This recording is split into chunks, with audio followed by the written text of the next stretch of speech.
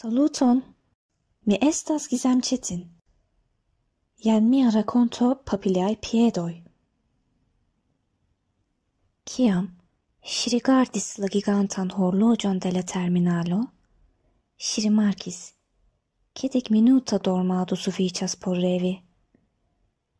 La virino levis la kapon de la plenplena malgranda valizo, kaj palpebrumis kvazaŭ ŝi volus disi la dormon.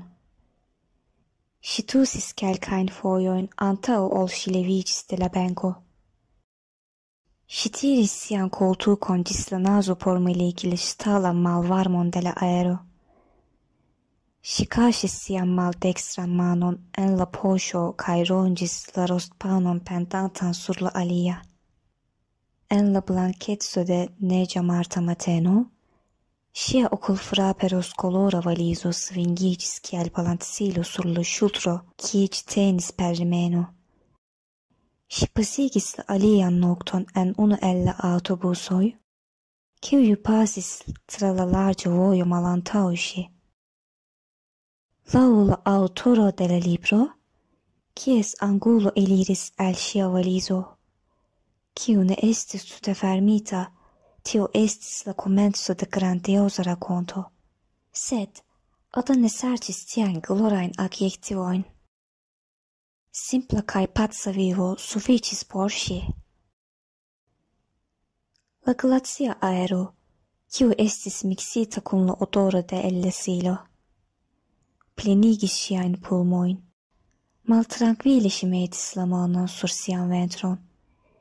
Ŝi scivolis, ĉu ŝia bebo spiris ĉi tiun malpuran aeron.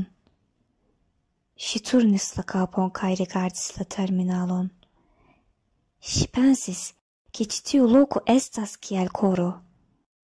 Ĝi estis kunliganta la vojon sur si mem, kolektante tiujn, kiuj volis iri, kaj diskante tiujn, kiuj venis al la urbo.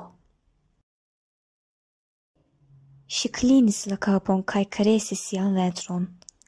La sango, kiu nutris ŝin, estis en ŝia koro por trairi la kordonon. La nigraj fulmoj de la ellesilo aspektis kiel ĉagreno, kiu iam vundis ŝian maldekstran flankon. Ŝi promesis, la aero kiun ŝi spiras, ĉiam restos pura. Ŝi ne rompos koron, nek ĵetos sian propran antaŭ la akrajn langojn. Antaŭ 9 monatoj, kiam ŝi adiaŭis ĉi tiun urbon, ŝi neniam rimarkis ĉi tiujn nigran fulmojn. Estis somero. Ada estis tiel gaja kiel la temperitaj klimatoj. Ŝi havis la florojn dirita sur la vizaĝo. Ŝi havis la manojn de sia amato sur la manoj. La rozo de ŝia valizo estis pelhela.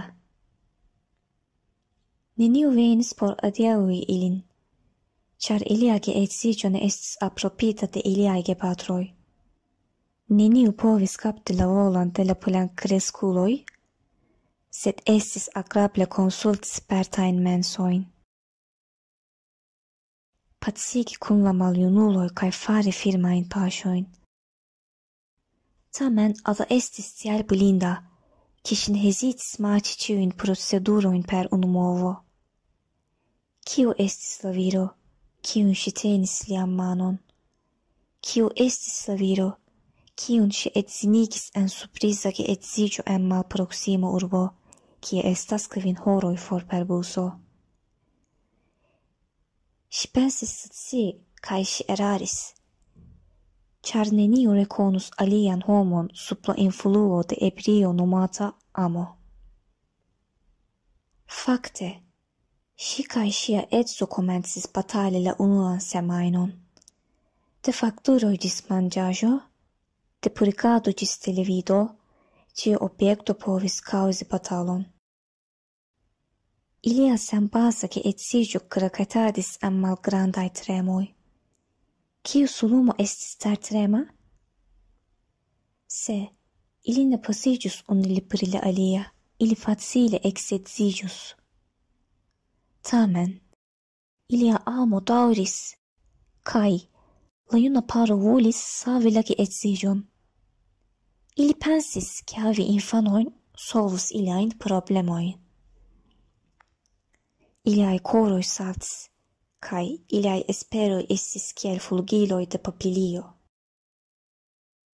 Kiam Ada gravediĝis, la ŝtormo trankviliĝis. Provizora trankvilo regis la domon ĝis la humoro de la virino ŝanĝiĝis pro gravedeco. Ĉiam estis la viro kiu ŝatis la mezon de la antaŭaj bataloj, kaj post tio la virino ligus la nodon de la problemoj. Ĉar la frukto, kiun ŝi avidis, estis prenita malfrue, ĉar la televidilo estis laŭta, ĉar la viro malfruis de la laboro, ĉar tiutage pluvis. Ada kriadis kaj ĵetis aĵon kontraŭ la muron. La edzo, kiu iam koleriĝis kaj ŝarĝis sian koleron, sur sia interparolanto, ne sciis kio nun trafas ilin. Li respondis pri ĉio, kion li kaŭzis kaj ĉio, kion li ne faris. La tagoj pasis tiel. Venis vintro. La ĉielo kaj la urbo estis kovritaj de densaj nuboj. Vestis sin per blanka kaj funebris la aŭtunon. Ada manĝis oranĝon, kiam ŝi vidis bremsan novaĵon en la televidilo en la salono. Ŝi pensis, ke ĉiu mordo, kiun ŝi manĝis, nutras sian infanon. La raportisto parolis pri akcidento, kiu okazis sur ĉefstrato antaŭ nur 2 horoj. Ada aŭdis konatan nomon en la novaĵoj. Malgraŭ la kovrilo, per kiu ŝi kovris sian krurojn, ŝi staris koncernite. Ŝia ventro ankoraŭ ne eliris, do ŝi povis libere moviĝi. Ŝi prenis taksion kaj iris al la hospitalo. Ŝia edzo kuŝis en lito en bandaĝoj. Ili parolis pri io kion Ada neniam tute memoras, kiam ŝi pensas pri tio poste. Ili pardonis unu la alian. Mi fartos bone, li diris. Ni estos bone, nia bebo estos bone. Li ne fartis bone. Li mortis semajnon post la akcidento. Estis decembro kiam Ada elkuris al la strato kaj vokis sian patrinon de baktelefono.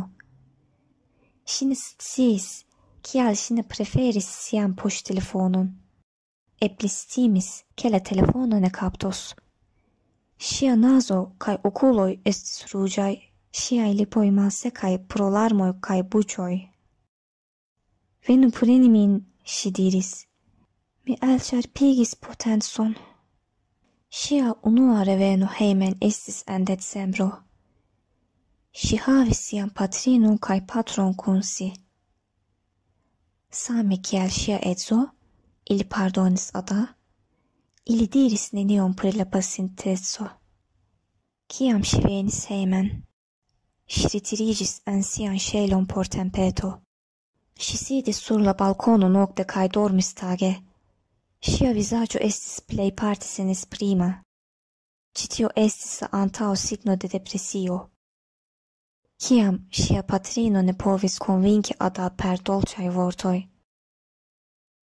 ŝi prenis sian manon kaj kondukis ŝin al la psikologo. Post kelkaj sesioj, ŝi resaniĝis. Venis marto, kaj kvankam printempo ankoraŭ ne montris sian vizaĝon, ĝiaj festos ĉirkaŭis la socion. Ĝuste en tiuj tagoj, Ada diris, ke ŝi volas iri al la domo, kie ŝi loĝas kun sia edzo. Kvankam ŝia patrino proponis veni kun ŝi, ŝi diris, ke ŝi moviĝos pli rapide memstare. Ŝia senkulpigo estis pagi la reston de ŝiaj havaĵoj, kaj la ĉefa kialo estis ŝanĝi lokojn kaj malsatriĝiĝi spirite. Homoj influus kaj estus influataj de sia medio. Same kiel plantradikoj adaptiĝas al la grundo kaj samtempe formos la grundon. Tial ili ligiĝas kun sia urbo, kaj ĉiu urbo, en kiu ili loĝas, lasas spuron en sia memoro.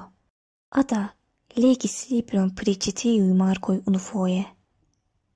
En la urbo konstruaĵo nomata Servo, ideoj flugis. Decidoj estis faritaj pri la infrastrukturo. Trafiko fluis tra la vejnoj. Mesaĝoj cirkulis en la neurala reto. Kaj komerco kaj industrio daŭris en la digesta sistemo. La urbo nomata Ada nun havis loĝanton. Ŝi marŝis kun tiuj pensoj. Ŝi pensis, che la vojo ŝi devas iri por la resto de sia vivo. Kia estas longa vojo? Ŝi estis preta por la vojo. Ŝi profunde spiros, rapidigos siajn paŝojn kaj lasos sian lacecon ĉe la komenco de la vojo. La nura afero, kiun ŝi rezignus, estis la ago rezigni. Same kiel la papilioj gustumis per siaj piedoj, ŝi gustumos la guston de vivo piede.